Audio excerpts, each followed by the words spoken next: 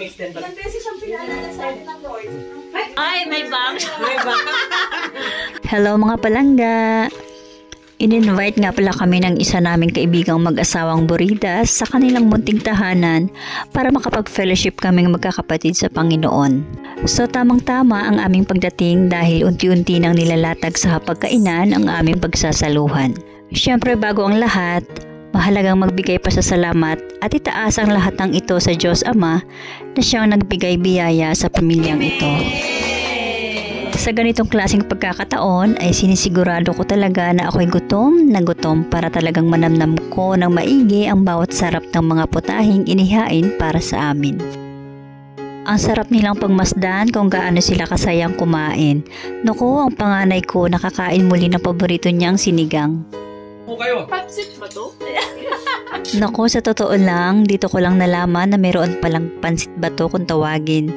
Dahil lang mag-asawang Buridas ay mga Bicolano po sila at ang orihin ng pansit bato ay nagmula sa bayan ng Bato at ito ang pangalawa kong pagtikim ng pansit na ito.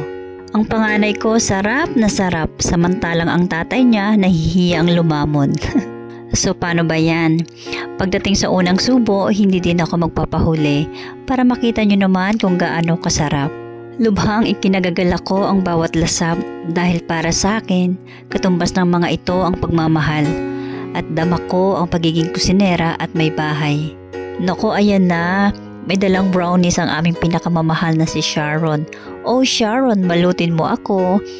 Siya nga pala ang baker sa pamilyang ito at tunay ngang walang kapantay ang sarap ng brownies niya.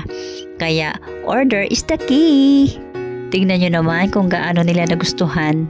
At sa mga sweet tooth dyan, talagang mapapa-olala kasasarap. Basta libreng tikiman, abot langit ang ngiti, o diba? Pero walang halong biro.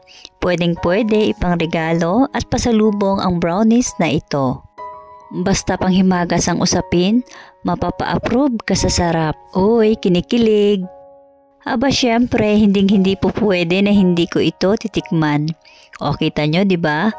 Oh lala, ang sarap. Oops, huwag kang kiligin.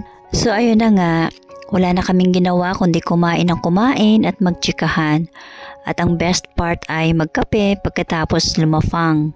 Pampawala ng antok. Isang pagpupuri at pasasalamat sa buong may kapal na kami ay muling nagsama-sama at magkamustahan sa kabila ng aming pagkaabala sa personal na buhay. So di bali hanggang dito na lang muna ang kwento ng aming mga ganap sa araw na ito.